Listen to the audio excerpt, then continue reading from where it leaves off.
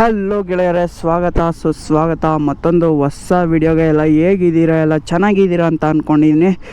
So ಇವತ್ತು ನಮ್ಮ ಹತ್ರ ಇದೆ ಯಮಹಾ R15M 2023 ಮಾಡೆಲ್ದು. ಸೊ ಈ ಒಂದು ಬೈಕಿನ ರಿವ್ಯೂ ಮಾಡೋಕ್ಕೆ ಇವತ್ತು ನಾನಿಲ್ಲಿ ಬಂದಿದ್ದೀನಿ.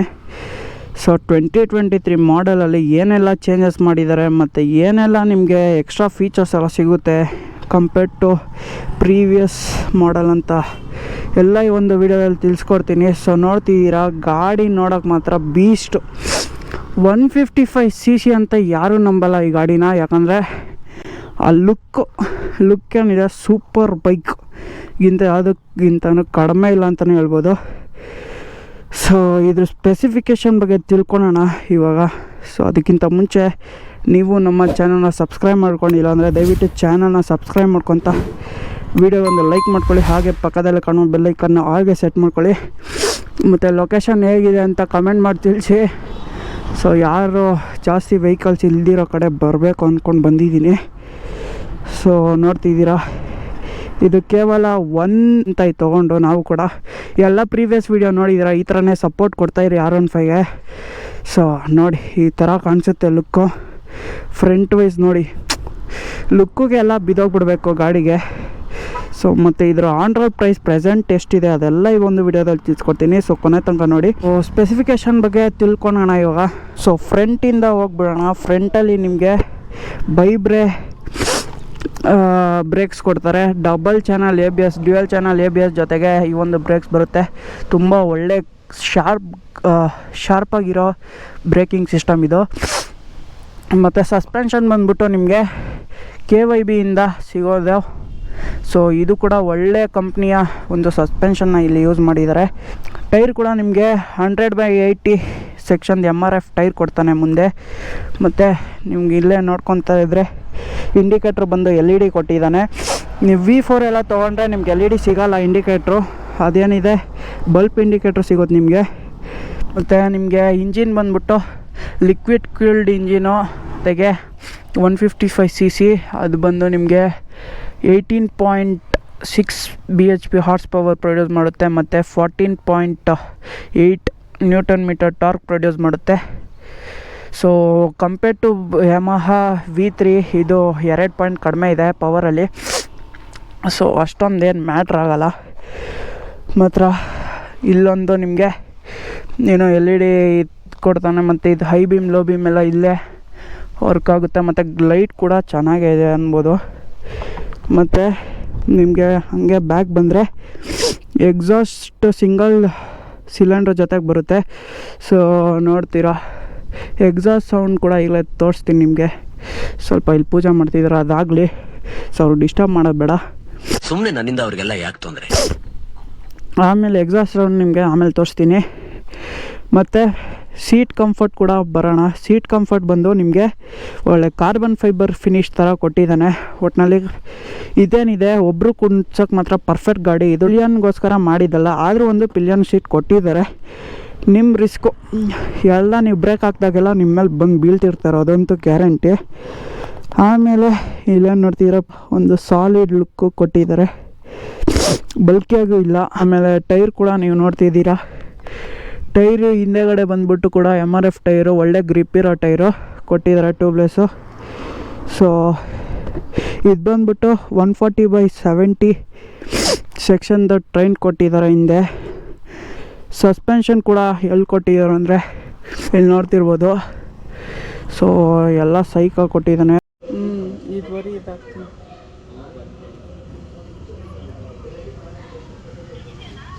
ಆಮೇಲೆ ನಿಮಗೆ ಹಿಂದೆ ಇನ್ನೊಂದು ಮಡ್ಗಾಡು ಬರುತ್ತೆ, ನಾವು ತೆಗ್ಸ್ಬಿಟ್ಟಿದ್ವಿ.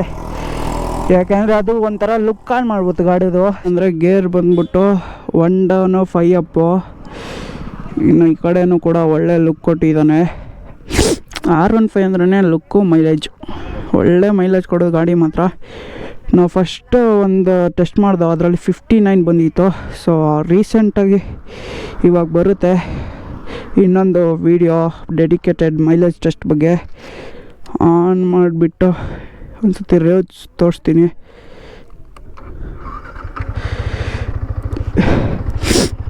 ಮತ್ತು ಇದಕ್ಕೆ ಡೆಡಿಕೇಟೆಡು ಪಾರ್ಕಿಂಗ್ ಲೈಟ್ ಕೂಡ ಬರುತ್ತೆ. ಸೊ ಇಲ್ಲಿ ಪಾರ್ಕಿಂಗ್ ಲೈಟ್ ನೋಡ್ಬೋದು, ಹಿಂದೆಗಡೆ ಇಲ್ಲ.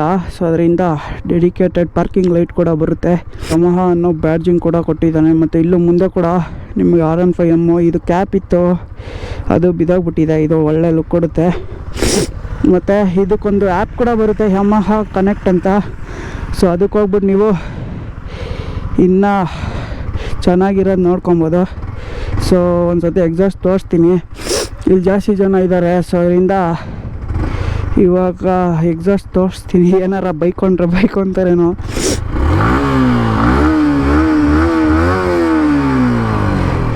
ಸೊ ಇದು ಎಕ್ಸಾಸ್ಟು. ಸೊ ಇವಾಗ ಹೋಗೋಣ ಗಾಡಿನ ತಗೊಂಡು.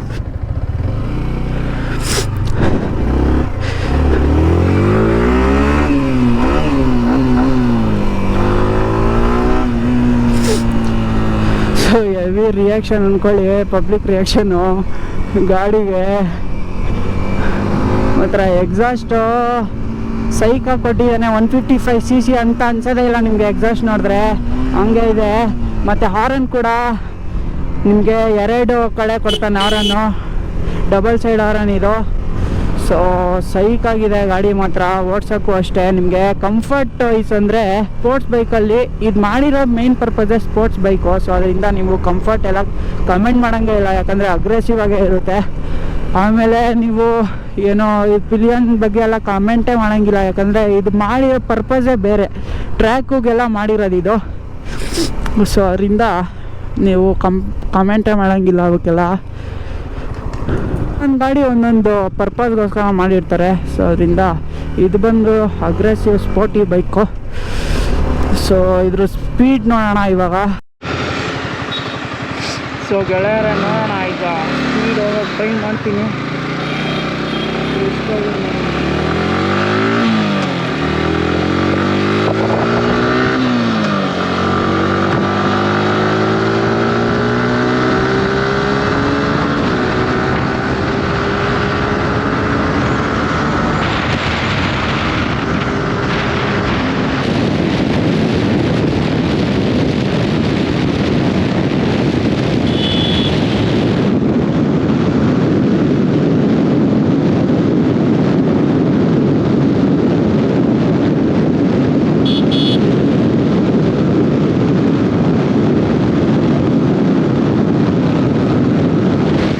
ಪವರ್ ಡೆಲಿವರಿ ಸೈಕ್ ಆಗಿದೆ ಗಾಡೀಲಿ ಮಾತ್ರ.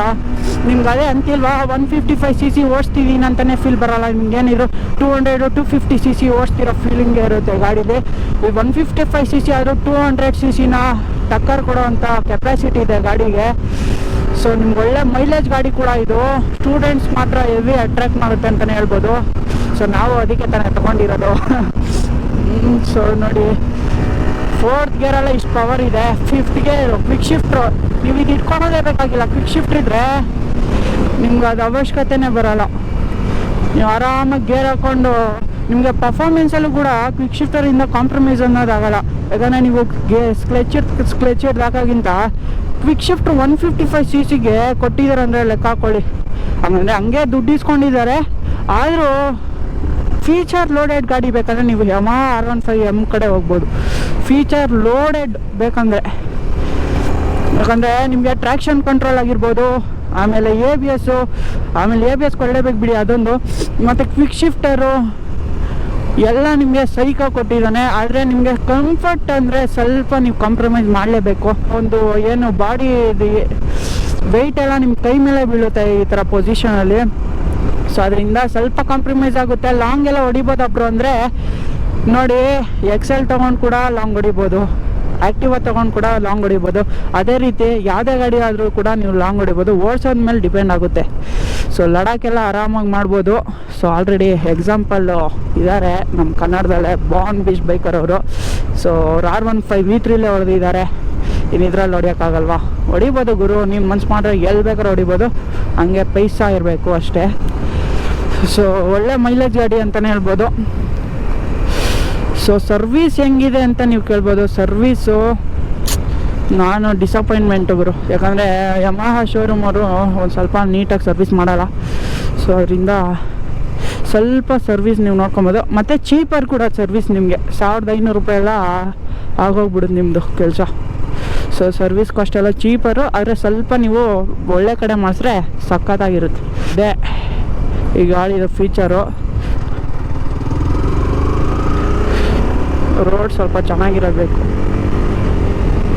ನೋಡಿ. ಕ್ವಿಕ್ ಶಿಫ್ಟರ್ ಯೂಸ್ ಮಾಡ್ತಾಯಿರೋದು ನಾನು ನೋಡಿ. ಎಷ್ಟೇ ಕ್ವಿಕ್ ಶಿಫ್ಟರು ಸೈಕಾಗಿ ಯೂಸ್ ಮಾಡ್ಬೋದು. ಮತ್ತು ವೈಬ್ರೇಷನ್ ಇಲ್ಲ ಗುರು ಗಾಡಿ ಮಾತ್ರ. ನಿಮಗೆ ಜಪಾನೀಸ್ ಗಾಡಿಗಳೆಲ್ಲ ಸುಜುಕಿ ಆಗಿರ್ಬೋದು, ಇದಾಗಿರ್ಬೋದು, ವೈಬ್ರೇಷನ್ ಕಡಿಮೆ, ವೈಬ್ರೇಷನ್ ಲೆಸ್ ಅಂತಲೇ ಹೇಳ್ತೀನಿ. ಯಾಕಂದರೆ ನೀವು ಒಂದು 7000 RPM ಹೋಗೋ ಗಂಟ ನಿಮಗೆ ವೈಬ್ರೇಷನ್ ಅನ್ನೋದೇ ಗೊತ್ತಾಗಲ್ಲ. ಆಮೇಲೆ ಅಷ್ಟೊಂದು ಇರಲ್ಲ, ಒಟ್ಟಿನಲ್ಲಿ ಸ್ವಲ್ಪ ಹೊಡೆಯುತ್ತೆ ನಿಮಗೆ ವೈಬ್ರೇಷನು. ಸೊ ಇವಾಗ ಒಳ್ಳೆ ರೋಡ್ ಬಂತು. ಇದನ್ನು ಮಾಡಿಫೈ ಎಲ್ಲ ಮಾಡಿ ಹೆಂಗೆ ಆಟಾಡ್ಬೋದು ಅಂದರೆ ಗಾಡಿನ. ಆದರೆ ನಮಗೆ ಮಾಡಿಫೈ ಎಲ್ಲ ಇಷ್ಟ ಇಲ್ಲ. ಸ್ಟಾಕಲ್ಲಿ ಬಂದಿರೋದೇ ಸೈಕ ಕೊಟ್ಟಿರ್ಬೇಕಾರೆ ಮಾಡಿಫೈ ಎಲ್ಲ ಮಾಡ್ಕೊಂಡು ನಾವು ಯಾಕೆ ಜಾತ್ರೆ ಮಾಡೋದು ಅನ್ನೋದೊಂದು ಕಾನ್ಸೆಪ್ಟ್ ಅಷ್ಟೇ. ಮತ್ತು ಪ್ರೈಸು ನೋಡೋದಾದರೆ ನಿಮಗೆ 2,58,000 ಆಗಿದೆ ಪ್ರೆಸೆಂಟ್. ಇವಾಗ ಪ್ರೆಸೆಂಟ್ ನೆನ್ನೆ ಹೋಗಿ ನಾವು ಕೇಳ್ಕೊಂಬಂದಿದ್ದಕ್ಕೆ ಇದು ಜಸ್ಟಿಫೈ ಮಾಡುತ್ತಾ ಅಂದರೆ ಸೊ ಜಸ್ಟಿಫೈ ಮಾಡುತ್ತೆ ಗುರು. ಯಾಕಂದರೆ ನಿಮ್ಗೆ ಇಷ್ಟು ಫೀಚರ್ ಲೋಡೆಡು ಮತ್ತು ಮೈಲೇಜು, ಲುಕ್ಕು ಸೈಕು. ನಿಮಗೆ ಮಾತ್ರ ರೋಡು ಅಟ್ರಾಕ್ಷನ್ ಸೈಗಾಗಿರುತ್ತೆ. ನೀವು ಇದನ್ನ ಎತ್ಕೊಂಡು ಹೋಗ್ತಿದ್ರೆ ಯಾವುದೋ ಒಂದು ದೊಡ್ಡ ಗಾಡಿ ಅಂತ ಅಂದ್ಕೊತಾರೆ. 155cc ಗಾಡಿ ಅಂತ ಅಂದ್ಕೊಳೋದೇ ಇಲ್ಲ ಯಾರು ಕೂಡ. ಯಾಕಂದರೆ ಲುಕ್ ಒಂಥರ ಕೊಟ್ಬಿಟ್ಟಿದ್ದಾನೆ. ಮಾತ್ರ ಗಾಡಿಗೆ ಲವ್ ಆಗಿಬಿಡುತ್ತೆ ನೀವು ಫಸ್ಟ್ ನೋಡಿಬಿಟ್ರೆ. ಸೊ ಆ ಥರ ಇದೆ ಗಾಡಿ ಫೀಚರ್ಸು. ಸೊ 158,000 ನೀವು ಕೊಡ್ಬೋದು. ಅದೇ ನಿಮ್ಗೇನಂದರೆ ಒಂದು ಏನನ್ನೋದು, ನಿಮಗೆ ಸ್ಪೋರ್ಟಿ ಲುಕ್ ಗಾಡಿ ಇಷ್ಟ ಅಂತಂದರೆ ಜಸ್ಟ್ ಗೋ ಫಾರ್ ಇಟ್. ಯಾಕಂದರೆ CC ನೋಡಿಬಿಡಿ, CC is not matter for this bike. 155 range ಇದೆ. ಸೊ ನಿಮ್ಗೆ ಒಳ್ಳೆ sporty bike, look bike, feature loaded ಬೇಕಂದರೆ ಜಸ್ಟ್ ಗೋ ಫಾರ್ ಇಟ್ ಅಂತಲೇ ಹೇಳ್ತೀನಿ. ಸೊ ಇದೇ ಇವತ್ತಿನ ವ್ಲಾಗ್ ಆಗಿತ್ತು. ಹೇಗಿತ್ತು R15M ರಿವ್ಯೂ? ನಿಮ್ಗೆ ಏನಾದರೂ ಕ್ವಶನ್ ಇವಾಗ ನಾನು ಬಿಟ್ಟಿದ್ರೆ ನೀವು ಕಮೆಂಟ್ ಮಾಡಿ ತಿಳಿಸ್ಕೊಡಿ. ನಾನು ನಿಮಗೆ ರಿಪ್ಲೈ ಮಾಡ್ತೀನಿ. ಏನಾದರೂ ಕ್ವಶನ್ ಇರ್ಬೋದು, ನಾನು ಇನ್ಸ್ಟಾಗ್ರಾಮ್ಗೆ ಬಂದು ಚಾಟ್ ಮಾಡಿ, ಇಲ್ಲಾಂದರೆ ನಾನು ಡೈರೆಕ್ಟ್ ಕಮೆಂಟಲ್ಲಿ ನಿಮಗೂ ರಿಪ್ಲೈ ಕೊಡ್ತೀನಿ. ಕಮೆಂಟಲ್ಲಿ ರಿಪ್ಲೈ ಕೊಡೋಕ್ಕಾಗಿಲ್ಲ ಅಂದರೆ ದಯವಿಟ್ಟು ಬಂದು ಇನ್ಸ್ಟಾಗ್ರಾಮಲ್ಲಿ ಮೆಸೇಜ್ ಮಾಡಿ. ಖಂಡಿತವಾಗ್ಲೂ ನಿಮ್ಮ ಏನು ಎಂಕ್ವೈರಿ ಇದೆ ಕ್ಲಾರಿಫೈ ಮಾಡ್ತೀನಿ. ಈಗ ನೋಡ್ಬೋದು ಯಾರಿಗೆಲ್ಲ ಸ್ಪೋರ್ಟಿ ಲುಕ್ ಬೇಕೋ ಗಾಡಿನ ತೊಗೊಬೋದು. ಕಂಫರ್ಟ್ ಅದೇ ಹೇಳ್ತಿಲ್ವಾ, ನಿಮ್ಮ ಓಡಿಸೋದ್ಮೇಲೆ ಡಿಪೆಂಡು. ಸೊ ದಯವಿಟ್ಟು ಚಾನಲ್ನ ಸಬ್ಸ್ಕ್ರೈಬ್ ಮಾಡ್ಕೊತಾ ವಿಡಿಯೋ ಒಂದು ಲೈಕ್ ಮಾಡ್ಕೊಳ್ಳಿ. ಹಾಗೆ ಪಕ್ಕದಲ್ಲಿ ಕಾಣುವ ಬೆಲ್ ಐಕಾನ್ ಆಲ್ಗೆ ಸೆಟ್ ಮಾಡ್ಕೊಳ್ಳಿ ಅಂತ ಹೇಳ್ತಾ ಈ ಒಂದು ವಿಡಿಯೋನ ಮುಗಿಸ್ತಾ ಇದ್ದೀನಿ. ಸೊ ಸಿಗ್ತೀನಿ ನೆಕ್ಸ್ಟ್ ವಿಡಿಯೋದಲ್ಲಿ. ಅಲ್ಲಿವರೆಗೆ ಟೇಕ್ ಕೇರ್, ಬೈ ಬೈ.